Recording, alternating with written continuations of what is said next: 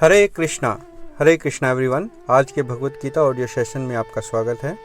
आज हम भगवत गीता के दूसरे अध्याय का 11वां श्लोक पढ़ेंगे। तो सबसे पहले मंगलाचरण। ओम नमो भगवते वासुदेवाय। ओम नमो भगवते वासुदेवाय।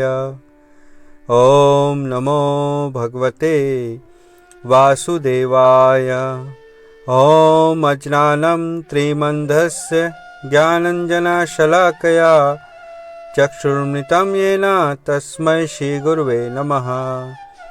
नारायणं नमस्कृत्य नरं चैव नरोत्तमं देवीं सरस्वतीं व्यासं ततो जयमुदीरयेत्। नष्टप्रायशव भद्रेषु नित्यं भागवत सेवया भगवती उत्तम श्लोके भक्तिर्भवति नैष्ठिकी। हरे कृष्ण कृष्ण कृष्ण हरे हरे, हरे राम राम राम हरे हरे। जय शिला प्रभुपाद की जय, शिला गुरुदेव की जय, कृष्ण बलराम की जय, श्री वृंदावन धाम की जय, नित्य गौर प्रेमानंदे। हरि हरि बोल। हरे कृष्णा। तो आज का श्लोक संख्या है अध्याय 2 श्लोक संख्या 11।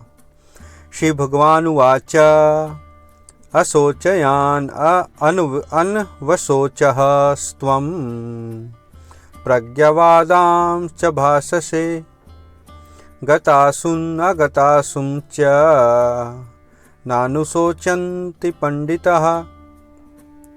भावार्थ और तात्पर्य जगतगुरु शिला प्रभुपाद के द्वारा। जगतगुरु शिला प्रभुपाद की जय। भावार्थ। श्री भगवान ने कहा, तुम पांडित्य पूर्ण वचन कहते हुए उनके लिए शोक कर रहे हो जो शोक करने योग्य नहीं हैं। जो विद्वान होते हैं वे न तो जीवित के लिए न ही मृत के लिए शोक करते हैं। जय। तो यहाँ से भगवान भगवत गीता का उपदेश देना प्रारंभ करते हैं और पहले ही श्लोक में भगवान अर्जुन को डांट लगाते हैं कि तुम अपने आप को बड़ा पंडित दिखा रहे हो, परंतु जो विद्वान होते हैं वो तो शोक नहीं करते। उनको पता होता है कि जीवित क्या है और मृत क्या है। तो तात्पर्य पढ़ते हैं। तात्पर्य। भगवान ने तत्काल गुरु का पद संभाला और अपने मित्र को अप्रत्यक्षतः मूर्ख कहकर डांटा। उन्होंने कहा, तुम विद्वान की तरह बातें करते हो, किंतु तुम यह नहीं जानते कि जो विद्वान होता है, अर्थात जो यह जानता है कि शरीर तथा आत्मा क्या है, वह किसी भी अवस्था में शरीर के लिए, चाहे वह जीवित हो या मृत, शोक नहीं करता। अगले अध्यायों से यह स्पष्ट हो जाएगा कि ज्ञान का अर्थ पदार्थ तथा आत्मा एवं दोनों के नियामक को जानना है। अर्जुन का तर्क था कि राजनीति या समाज नीति की अपेक्षा धर्म को अधिक महत्व मिलना चाहिए, किंतु उसे यह ज्ञात न था कि पदार्थ, आत्मा तथा परमेश्वर का ज्ञान धार्मिक सूत्रों से भी अधिक महत्वपूर्ण है। और चूंकि उसमें इस ज्ञान का अभाव था, अतः उसे विद्वान नहीं बनना चाहिए था। और चूंकि वह अत्यधिक विद्वान नहीं था, इसलिए वह शोक से सर्वथा अयोग्य वस्तु के लिए शोक कर रहा था। यह शरीर जन्मता है और आज या कल इसका विनाश निश्चित है, अतः शरीर उतना महत्वपूर्ण नहीं है जितना कि आत्मा है। जो इस तथ्य को जानता है वही असली विद्वान है और उसके लिए शोक का कोई कारण नहीं हो सकता। जय शिला प्रभुपाद की जय।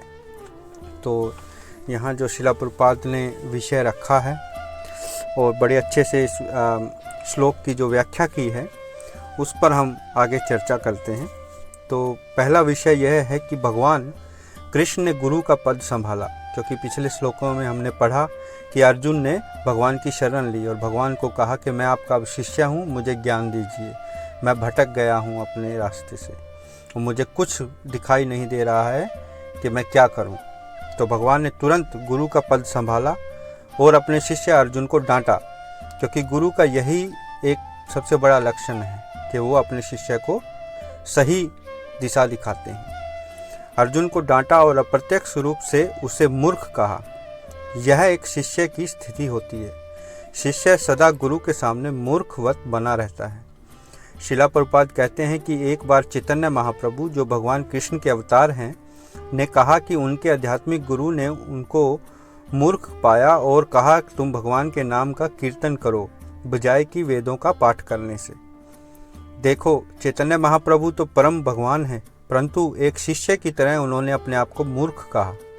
इसलिए हमें कभी अपने गुरु के सामने या अपने बड़ों के सामने एक विद्वान की तरह नहीं दिखाना चाहिए। तो यहाँ से हमें ये शिक्षा मिलती है इस विषय से कि हमें हमेशा नम्र बनकर रहना चाहिए अपने गुरु के सामने और अपने बड़ों के सामने। दूसरा विषय है कि महत्वपूर्ण ज्ञान यह है कि जाने कि पदार्थ क्या है, जीव क्या है और भगवान क्या है, बजाय कि धार्मिक सूत्रों को जानने के। जब तक हम यह अंतर नहीं जानेंगे तब तक जो इस पुण्य का और दूसरों की सहायता का कार्य करते हैं, हम जब ये सोचते हैं कि दूसरों का परोपकार करना चाहिए, पुण्य कार्य करने चाहिए, वो केवल इंद्रिय तृप्ति के लिए होंगे, क्योंकि हमें अपनी असली स्थिति का ज्ञान नहीं होगा। यदि हम अपनी असली संवैधानिक स्थिति नहीं जानेंगे तब तक दूसरा अन्य ज्ञान और कर्मकांड व्यर्थ हैं। यह ज्ञान केवल हमें भक्तों के संग में ही रहकर मिल सकता है, अन्यथा बाजार में कितनी ही अन्य भगवत गीता के अनुवाद उपलब्ध हैं, परंतु उनमें यह गूढ़ ज्ञान नदारद है। श्रील प्रभुपाद ने यह गूढ़ ज्ञान अपनी पुस्तकों के जरिए हमें दिया है ताकि हम इसका लाभ उठा सकें।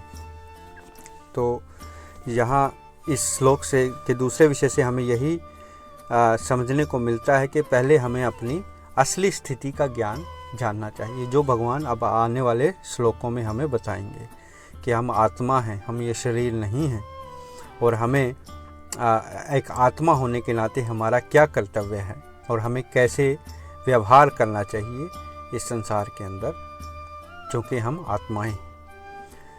तो ये गूढ़ रहस्य और ये गूढ़ ज्ञान हम आने वाले श्लोकों में पढ़ेंगे। तो आज के लिए इतना ही। हरे कृष्णा। धन्यवाद। अपने प्रश्न और टिप्पणी मेरे व्हाट्सएप पर जरूर भेजें। हरे कृष्णा।